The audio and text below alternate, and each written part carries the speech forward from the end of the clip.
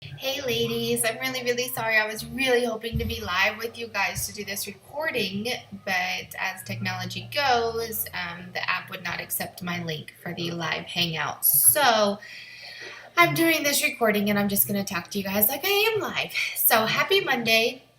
I hope you guys had a fantastic weekend. It's a new week, so if you had some fall offs over the weekend, let's pick it up and go strong this week. We're going to continue our month of love. We're going to talk about our kids this week. So we've talked about ourselves, we talked about our spouses or other important people in our life, and now we're going to talk about our kids.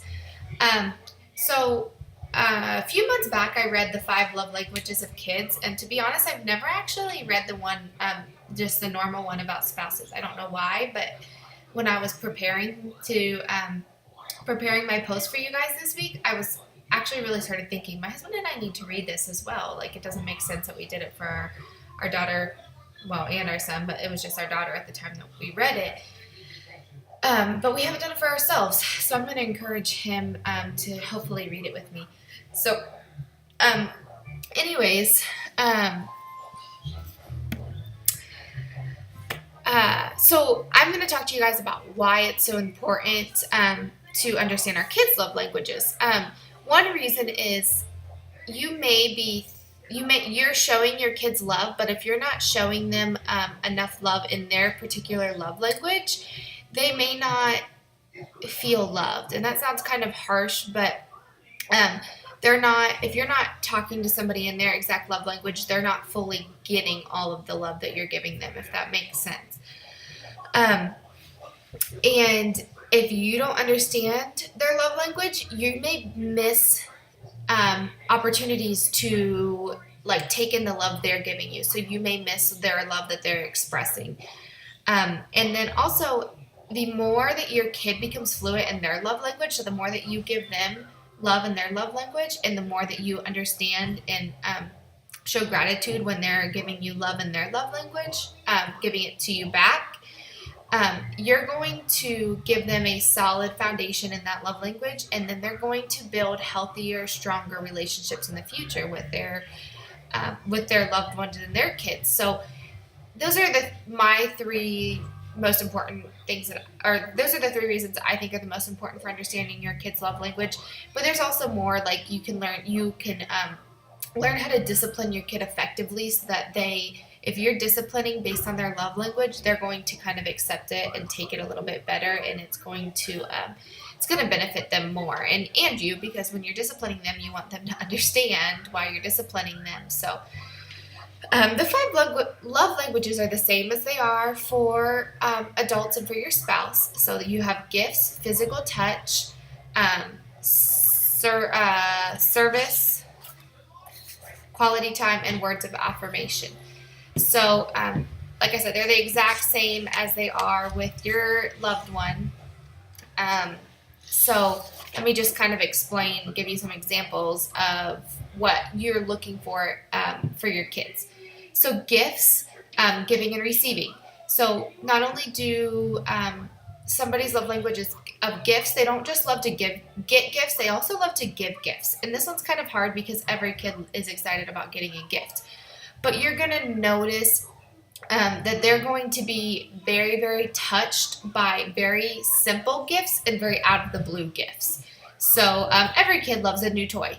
But if your kid's love language is gifts, they're going to really love just those random small gifts out of the blue. And you're also going to notice that they're going to love to give you gifts, and it's super, super important for you to make sure you express gratitude to them when they give you gifts. And you need to, even if it's little gifts, a picture, they give you their toy or a bite to eat, you need to make sure that you express gratitude, because that is them giving you love. That's how they're showing their love to you. Physical touch, that's kissing, hugging, cuddling, holding your hand, whatever that may be. And you're going to see them really, really light up when you give them a hug, toss them in the air, spin them, things like that.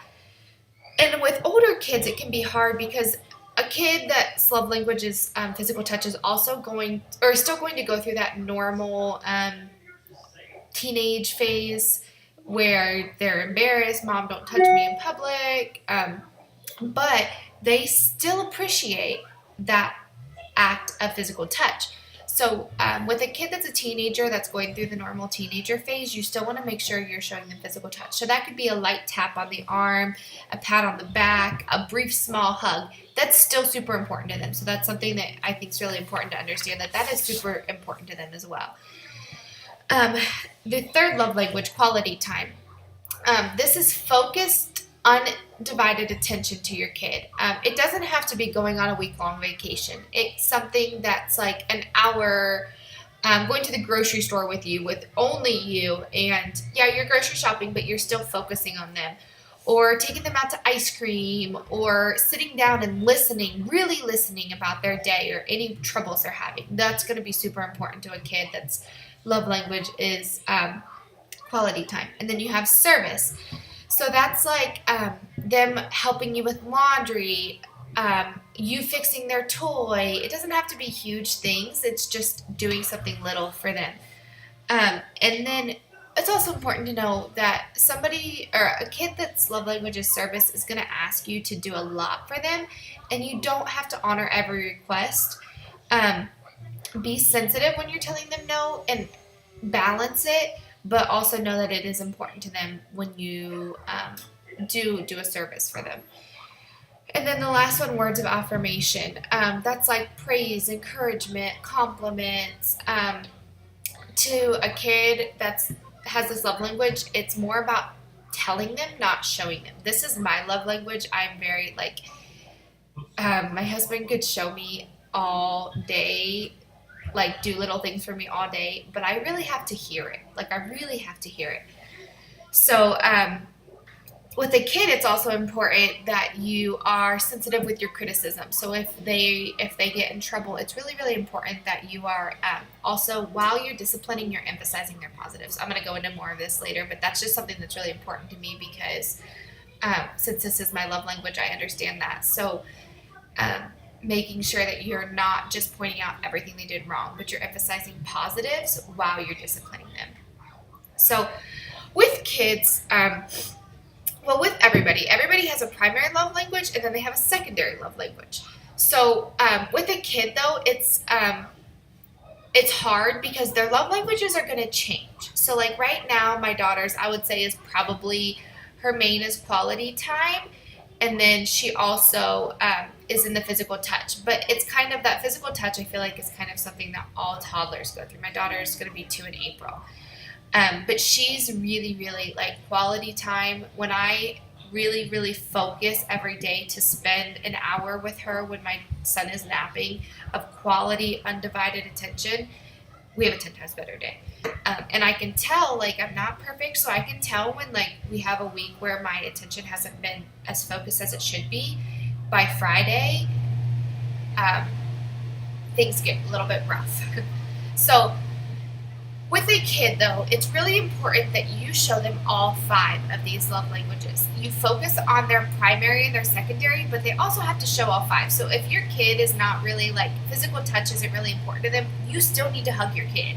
So with a child, with a teenager, make sure you're still showing them all 5. Sorry, trying to drink my coffee before it gets cold. So as well as showing them all 5, we need to determine what their primary and secondary love languages are. And with kids, it's hard. You can't just ask them questions and find out what their love languages is. So one thing you can do, you're trying all 5. You really, really focus and pay attention to see where they really light up. What do they respond well to? And another thing is pay attention to what they're doing. So are they giving a lot of gifts? Are they like giving just little things all the time? Giving toys to their siblings, giving toys to you, trying to give you bites of food? If so, then their love language is probably gifts. Are they climbing into your bed every night for story time? Do they like the lots of hugs and kisses before bed, like multiple routines of hug and kiss and over again? If so, it might be physical touch. Do they follow you around everywhere you go? Are they always trying to get your attention? Do they want to run errands with you, even though it may be extremely boring for them? If so, then their love language may be quality time. Do they offer to help around the house? Then with laundry and things that like most kids don't like. If so, then you have a kid whose love language is probably service. Do they get overly upset by being lectured? Are they frequently praising their family members or their friends or their stuffed animals? If so, then you have words of affirmation as their love language. So this week, I really challenge you guys to pay attention to your children's love languages. Pay attention to how they're reacting to things that you do for them and things that you tell them, and the way that they're reacting, or the way that they're showing you their love. That is my challenge for you guys today and to start off the week. And then tomorrow I'm going to post some ways that I'm not going to spend all 5 days talking about love languages, because we kind of talked about it last week and it's pretty much the same for kids. It's just a little bit more difficult determining a kid's love language. But tomorrow I'm going to finish up the love languages by talking about ways to effectively discipline your kids based on their love language. And then we'll jump into some ideas of things you can do with your kids to show them some more love. I stress to you guys to really, really focus this week on determining your kids' love language if you have not done it, because while it's important for our spouses, it's even more important for kids, because we want them to grow up and have strong, healthy relationships with others. So that is why it's so super important to me, and I hope that you guys understand and think it's important, and that you guys will do this. And when you figure out your kids' love language, post it below, and we can talk a little bit more about some ways, give each other ideas of ways that we show love based on their love language. So have a great rest of your Monday. Let's see those sweaty selfies, and I hope you guys enjoy this week.